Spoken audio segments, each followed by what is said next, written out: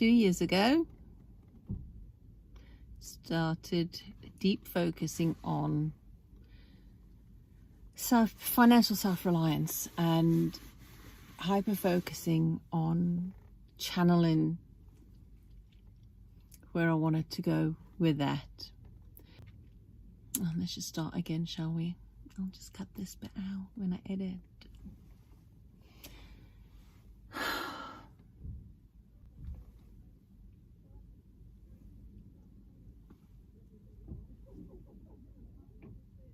Lots of people walking past. Maybe I should do an outtakes reel. Yeah, very real and everyday, normal, non-AI video filming. It's just so full of flaws and so normal. It proves that if I could do it, anybody can. Oh my days. So unqualified and yet qualified. Why am I qualified? Because I'm here having a go. Oh, pardon me. I'm here having a go. Trying. And no, I'm not trying. I'm doing. Trying is making an effort that just never gets anywhere. So I'm not trying. I am doing. And I'm watching myself talk. I'm listening to the self-talk of other people around me every single day.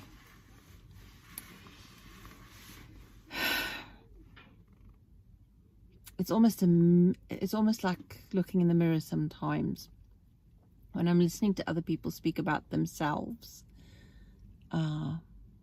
It's sobering, especially when it comes to the people closest to you, and when we think about where our ideas come from about ourselves. Yeah. I'm glad I can hear other people and their self-talk, because it reminds me to be specific, deliberate, and intentional when I speak about myself. I've heard a number of talks concerning the fact that words matter. I've looked at the etymology of a fair few words,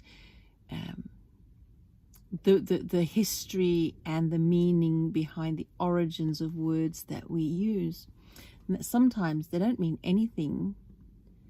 They never started out meaning anything that we use the words for now. Words that we used to use for a specific other intention or communication of an idea or thought now mean something totally different. So words are tricky. Evolution is continual when it comes to language, but words carry power, really do carry power. And the human mind, I mean, I am no psychologist, I'm no psychiatrist, I'm no therapist. I am my own therapist. I am therapist for myself. So I'm not giving advice to anybody else. I'm just saying my own feelings and opinions on how our language affects us at a very deep level, actually, and words have the power to destroy. They have the power to lift. There's a scripture. I remember when a group of people, I can't remember whether it were Pharisees or somebody else, was some group of people who were trying to trick Jesus into doing or saying something. I can't remember what the context was, but they were criticizing Jesus because his disciples were eating their food without washing their hands first. Of course, in our culture, even, and in many cultures, it's a very important thing. You wash your hands before you eat. And logically, yeah, depending on what you've been doing. I mean, if I've just been working on the computer, it's only my hands that have touched it. I'm only eating my own food. But depending on the job or whatever you've been doing before you eating, it's sensible to wash your hands before you eat. Or if you're handling food for somebody else, you wash your hands before you handle that food. So yeah, it's logic and it's sensible. But these Pharisees, I think it was, or whoever they were, I'll have to check up the scriptural reference now and I'll let you know. But anyway, they were criticizing Jesus' disciples for not washing their hands before eating and complaining to him about it. And his response was that it was, I'll have to get the scripture for you now, a specific one. It's not that which goeth into the mouth that defileth the soul, but that which proceedeth out of the mouth. So words have the power to defile our own souls as well. And then there's also other scriptures from Proverbs, absolute beautiful ones, that pleasant words are as honeycomb, sweet to the soul and marrow to the bones. I love that scripture. It's so poetic. Then again, many things and many verses in Proverbs are very poetic, just like Psalms. But they're beautiful, and it reminds me of how powerful words are. How many of you have read books? Books contain nothing but words. Oh, and images, of course, sometimes. But it's words. It's conveying. And I did write in my book, Escaping the Dole to Blue Garden Cottage, I did put in there something how precious and powerful it is to put thoughts on paper to write, and how a pen is like a conduit between the mind and the paper, and it makes a thought real. It transforms it from an image in your head to an iteration on paper, and then the next step is to make it real physically.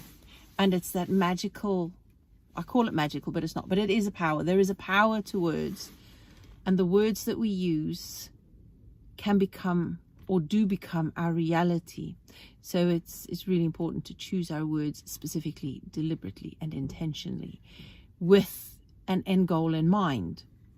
And that's where transformation comes from. It's turning thoughts into words, whether written or spoken, which bring it to reality. Because once we say it, there's a follow through. There's an idea. And it has, I've checked it out before in one of my blogs previously, that everything starts with a thought. A thought. And there's an idea that we watch our thoughts, because our thoughts become our desires become our actions become our habits become our character, and our character becomes our destiny. So if you take that pattern, that our destiny is tied to our thoughts, it starts with thought, because we follow through with thought.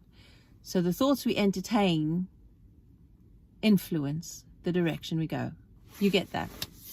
I'm kind of flogging. No, I won't say that. That's nasty. Yeah, it's repeating myself almost by saying the same principle over again. But you get it. Think about where you want to be, what you want to be, where you want to go.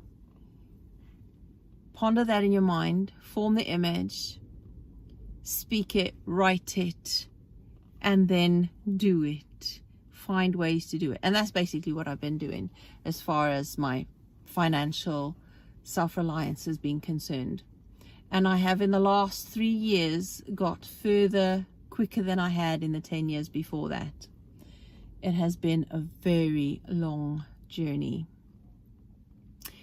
And it has evolved. The ideas have evolved, because every time I've tried something and that it didn't work, or didn't work as I would have hoped it would, there have been obstacles. And I talk about that a lot in a lot of different things. But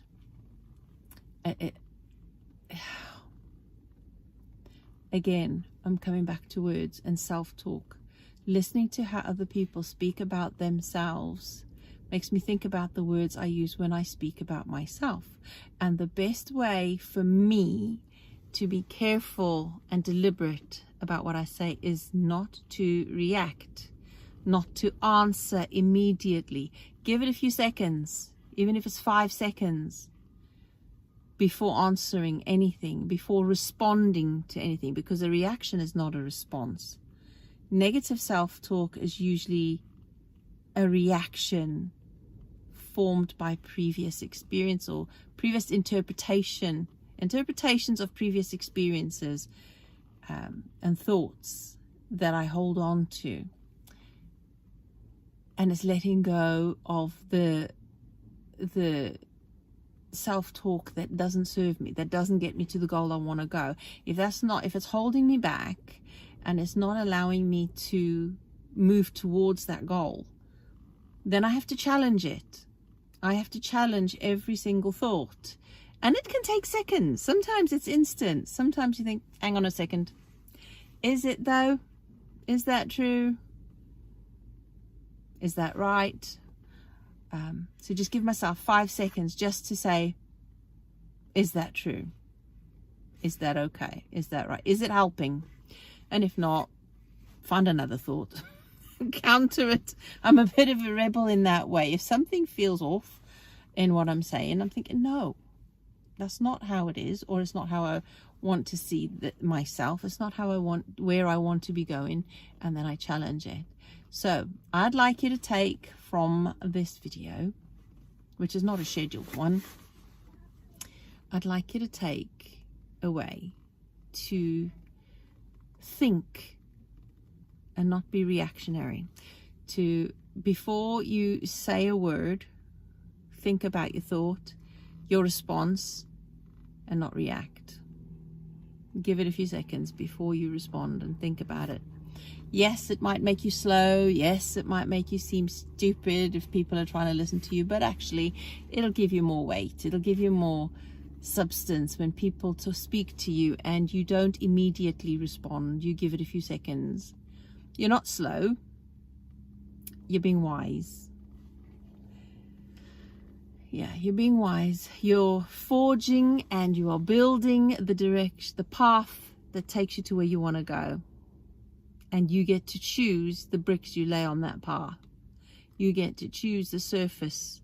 You get to choose how that the power of your words form where you're going and what you want. I would love for you to learn that words have power. You probably already know that. How many times have you heard somebody speak and you just feel your heart, you feel elevated, you feel lifted, you feel edified, you feel enlightened by something, and it's because of words.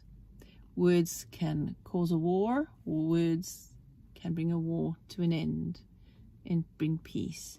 So think about the power of the words and the things that you say about yourself and where they come from. Are they true? And even if somebody might say, well, yeah, that's true. So do you want them to be true as far as your self-talk goes? I'd like to hear from you. Tell me how, if you think your personal self-talk has been a sabotage to yourself, or if it's helped you, what things have you realized about the power of your own words? And have you found any transformations just by changing your self-talk? I'd love to hear from you. Okay, folks, gotta go again. I'll speak soon.